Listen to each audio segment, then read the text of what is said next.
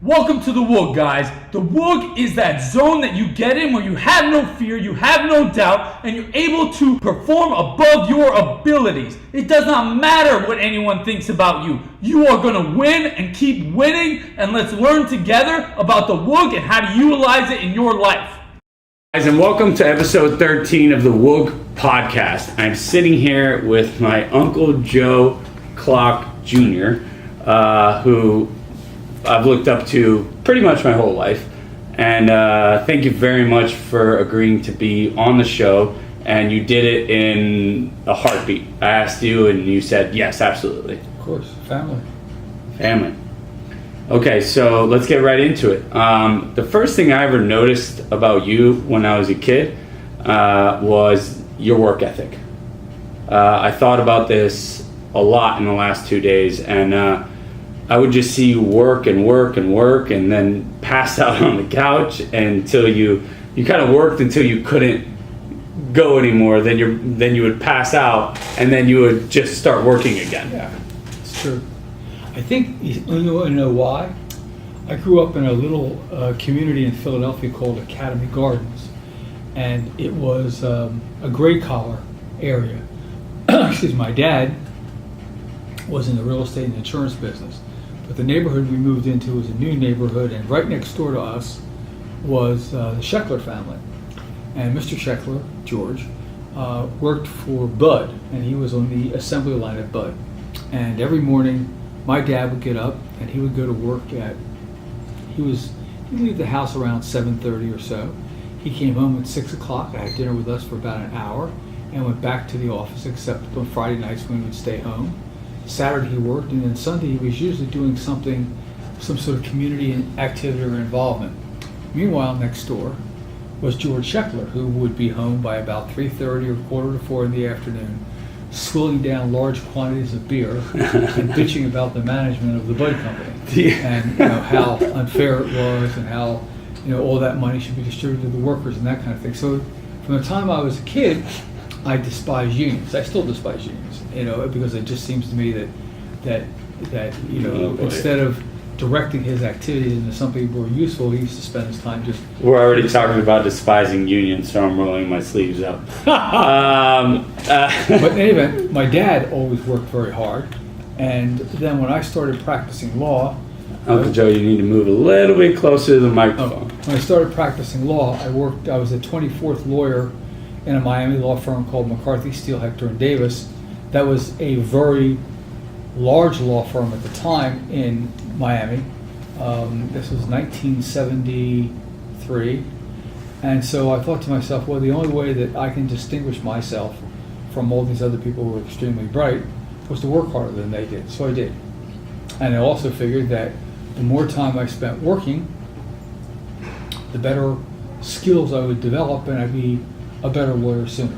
So that's what I did, and then sort of I got into it, and the thing is that I like to work, and that's also my hobby. My hobby is working, and then I work. So, and I don't mind it. I mean, I get in here usually in the morning between 7:30 and 7:45, and I'm home usually by 8:30 or 9 o'clock.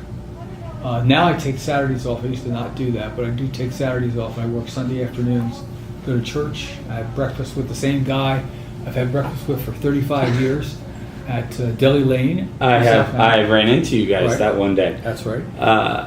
That is not what is considered acceptable work hours these days. That's my opinion, because I come from the same mentality that you do, which is work very, very hard, outwork everybody. Do you play video games? Absolutely not. I don't play video games. So I stay on my phone all day. And so what do you do with your spare time, or don't you have any spare time? I play soccer with my kids, but a lot of times my phone's ringing and I have to answer it. I've been very honest about that. The first interview of this podcast, the WUG, was with my ex-wife Taylor, who I had the kids with, and we discussed that. That it's a double-edged sword. The kids get to see a hardworking driven man, but at the same time, they miss the face-to-face time. Well, one of the clients that I work very closely with, a young man who I consider, because I first got to know him when he was 14, he's now in his late 40s. He works very hard, but he has struck a balance between work and his family, which, looking at it now from a distance, I realized it was a better model. But I think he has more freedom in terms of the fact that he's with a family business, and I think that he doesn't have to worry the same way you do if you're in a large organization with friendly competition with your partners or colleagues or that kind of thing. So my counter argument, and I can't believe I'm making a counter argument to my Uncle Joe, and we'll talk about what you've done throughout your career, is that I'm in a family business, and if I don't produce, no one gets paid. All right. Right, I understand. Right. Yeah, you get that. So I take that responsibility very seriously, and I always have, and it has always been whatever it takes for me. This podcast is called the WUG, W-U-G, which I saw the smile on your face because you thought it was a little goofy, I think. But for me, it's about realizing a zone, and we talked about this, a zone that you can get into as a professional to perform above your abilities. No fear. Forget about whatever mental things, family things you have going on. You're going to perform above your abilities. And you have been in incredible positions that have affected our country and, I mean, many, many large companies. And so I'd love to hear your opinion on that zone. It's mastering the last minute. If I arrive on a commercial airplane more than 5 minutes before the door closes, I think I've wasted time. The idea of getting to the airport an hour or two ahead of time and sitting in some lounge doing this is just not acceptable. When my wife and I were now divorced, we still remain pretty friendly, but when we were going on our honeymoon, we went to the airplane separately because she couldn't stand the stress. So she was there on the plane when I arrived, about 4 minutes before the door closed. And oh boy, I think it affects what you do because, like for instance, preparation. I spend a lot of time preparing, but not in the traditional way. I think about things sometimes for weeks or months before I do. And generally speaking, I don't use notes because I find that I then get trapped in these things. I've written these things down, so I have to look at them and I have to figure out whether they fit in the story or not. So I don't do that. So you miss a certain amount of things, but practicing law, being a trial lawyer, negotiating a deal, a lot of that people don't pay attention to the atmosphere. If I go to the courthouse, I don't sit down in the cafeteria drinking coffee before a hearing. I go into a courtroom and I sit to get a feel for the room, what's going on. What's the judge doing? What are the prosecutors doing? What are the public defenders doing? With the people in the box, to get a feel for the room because it makes a difference. It makes a big difference. You have to get a sense of the room. You have to get a sense of what it is you're doing. And then also, when you talk about a zone, when I was a kid,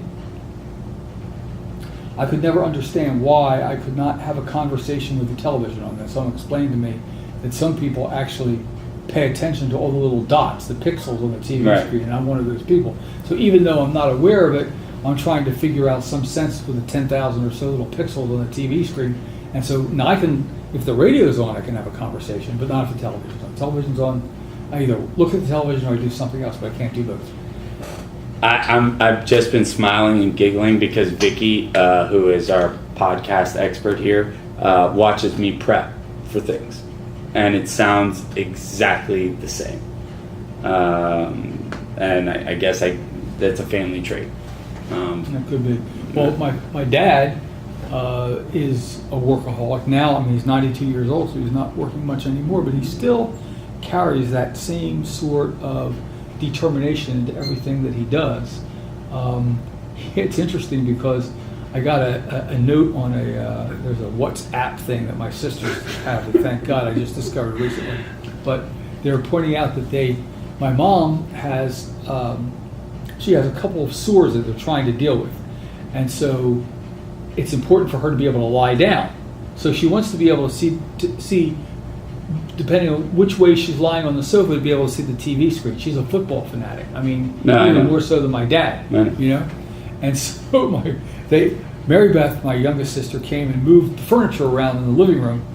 And my father liked it because the other place where his chair used to be, people would come in behind him and he didn't know necessarily who was coming into the room, and it drove him crazy. I'm exactly the same way.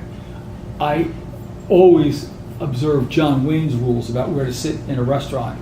I will not sit with my back to a door under any circumstances. And I remember once going... You taught that to I believe he's kind of like you're his mentor, Luis Oviedo? Yes. Yeah, I've been to lunches and dinners with him, and he's very specific about that. Absolutely, never sit with your back to it. So I'm over in London on some business, and I went to this little restaurant, and I was talking to somebody. I said, no, I have to sit there because it's the John Wayne principle. I can't sit with my back to the door. At which point the maitre d' said to me, he said, that's exactly where Mr. Wayne sits when he's at this restaurant. But it's a control thing. You have to be able, I don't have to control a situation, but I have to understand it. I have to understand everything about where I am. I don't understand. One of the things that bothers me about kids today is this obsession with these stupid damn phones, And so they don't know where they're going. You try to give them directions to go from one place to the other. Oh, I'll put it in the GPS. What do you put it in the GPS? What happens if these nutty... Uncle Joe, you got to come with the times, though. No, it depends. No, it does not depend. Like, you kind of have to... I hate my cell phone. I know. I hate it, too. And believe me, everyone who's connected to me hates my cell phone because I'm on it too much. Well, I hate it because it does things by itself that I don't want it to do.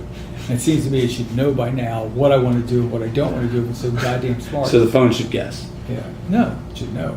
Should know. It shouldn't have to guess. You're expecting the phone to know. Yeah. When I want it, I don't want it to just start dialing by itself, which it does. It kind of does do that. But now I want to pivot, which is a word I use a lot on this podcast. I want to know, or I want the people watching to know who you are from your own words, because I know who you are. I grew up with you. Well, you say, who am I? What do you mean? Who are you? Who are you? Professionally. I'm a trial lawyer, and I'm also a corporate lawyer. I love being a lawyer. I don't think there's any job that's better. You have the ability to literally change the world more than anybody else does. There may be some doctors, in terms of some of the things they came up with, like the doctor who figured out how to handle blue babies back in the 40s or 50s, or Salk, or people like that. But for the most part, I give people back their lives. I can make sure there are 125 to 150 little kids roaming around the world today that wouldn't be there if I hadn't kept their fathers out of prison. Now, I'm a corporate lawyer, but I do a lot of pro bono work, and I do a lot of trial work because... Saying you do a lot of pro bono work is an understatement. Right, but the thing is that it's dual purpose, because if you don't know how to try a case, and you don't do it on a regular basis, then you can't effectively deal with people on the other side of it. So you're saying it helps you in your... Because they know that if we can't come to some sort of accommodation, then we'll just go to court. I don't mind. I just had a massive philanthropic failure. I tried to start a project for veterans, and I failed miserably. And that was on our last podcast. You, having been doing philanthropy for a long time, what suggestions would you give to me, who's 35, and having my first bad philanthropic failure? Well, I think you're wrong in thinking it's a failure. It's a learning experience. No, it was a failure. No, you have to learn how to do. In other words, if you've decided that this is a target that needs to be addressed, then you have to figure out how to address it. Like when I dealt with youngsters for a long period of time, I felt badly for them because they had bad lives. And so my thought was, well, spoil them. But that doesn't really work. But it takes a while to figure that out.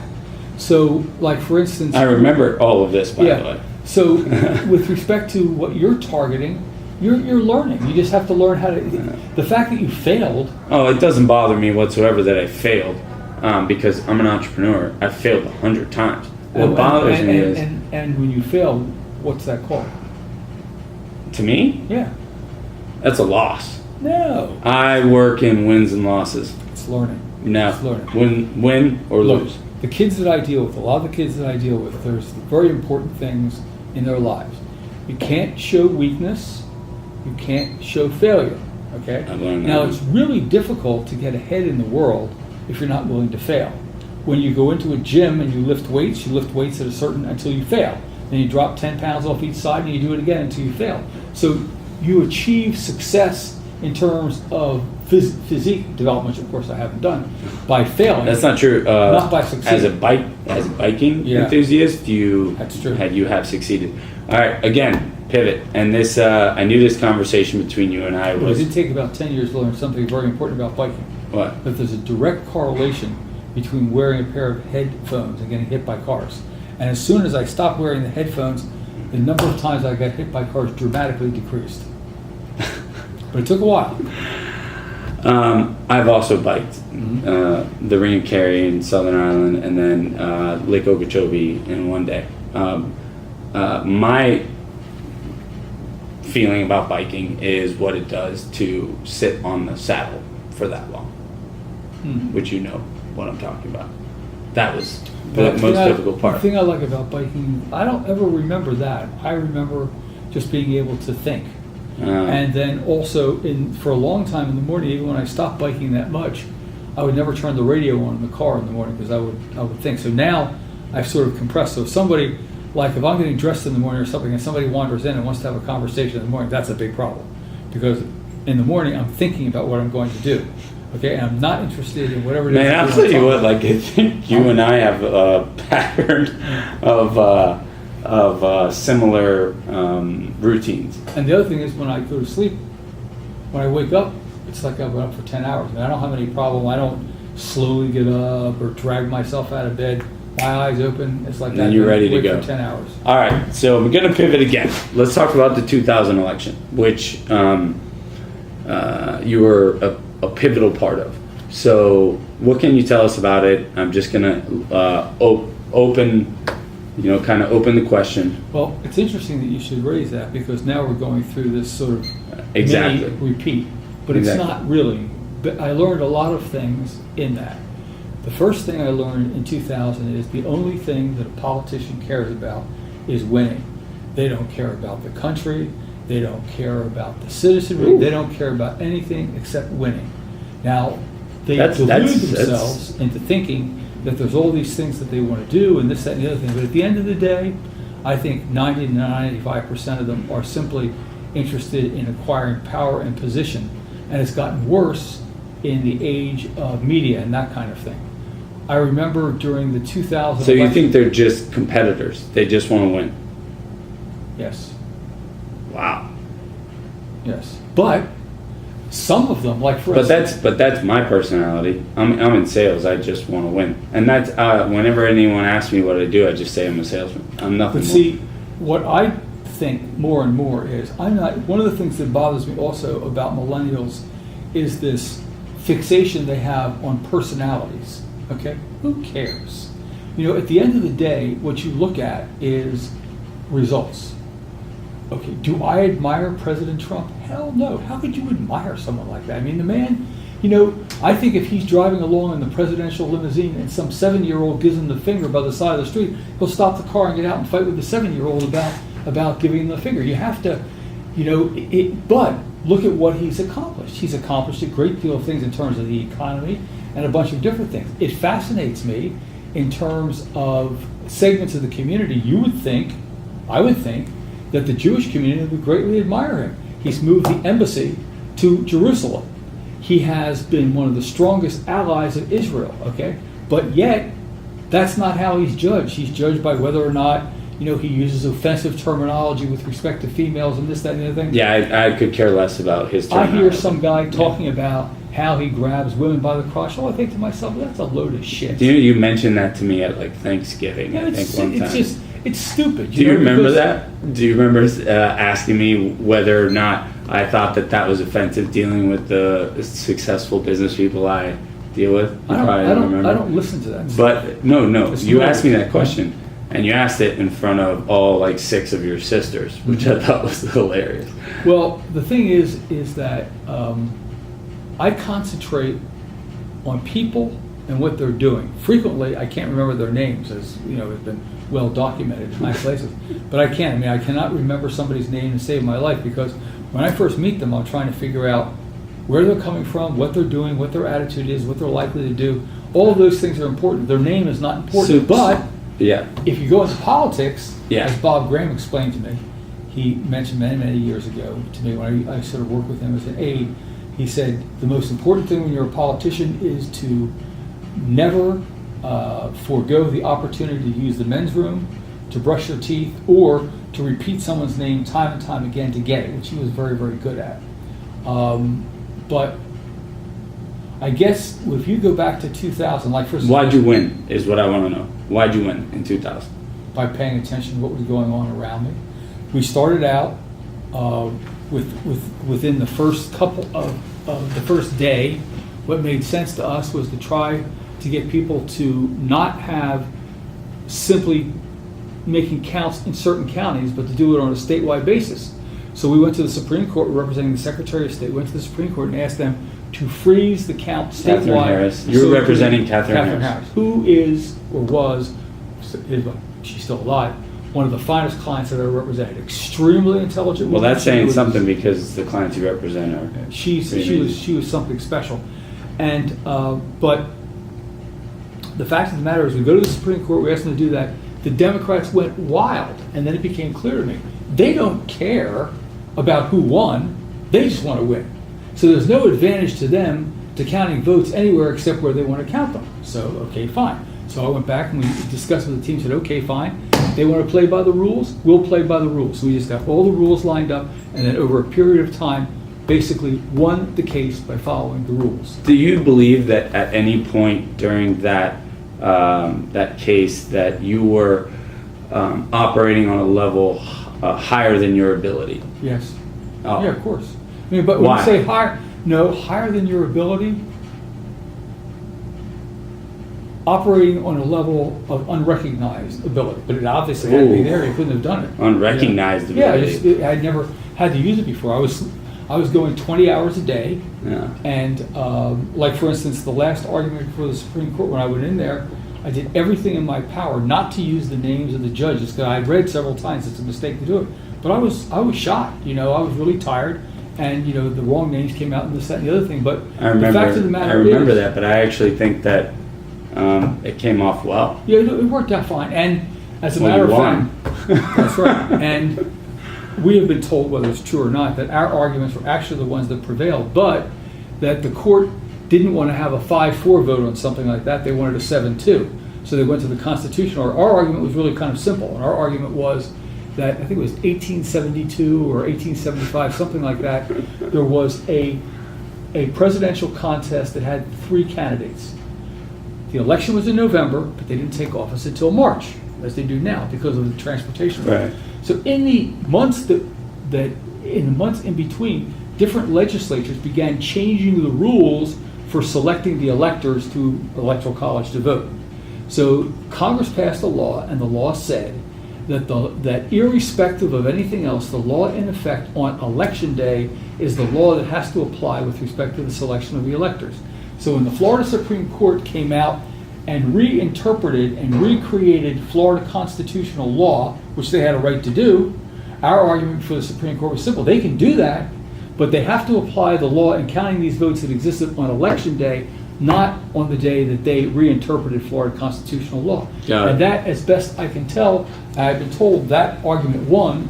And if you look at the concurring opinion in the final one, which was written, it had Rehnquist, Scalia, and Thomas, were those 3.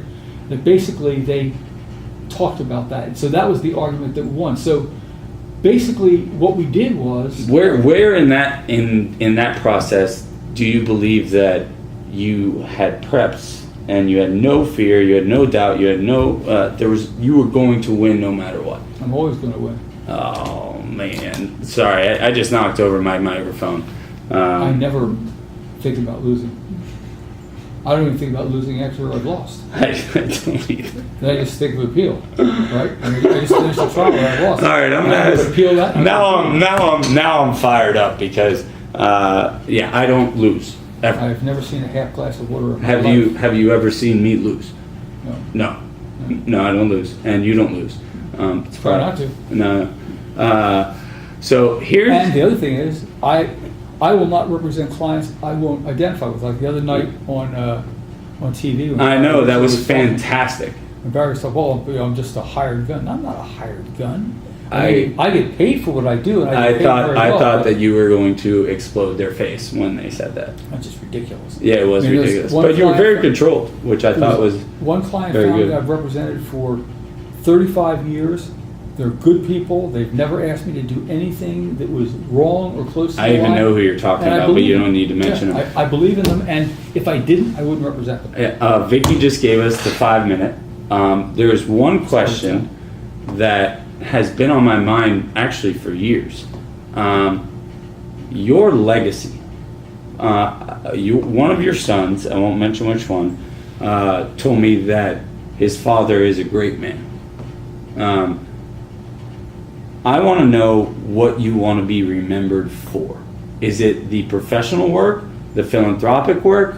What do you want people to remember about you?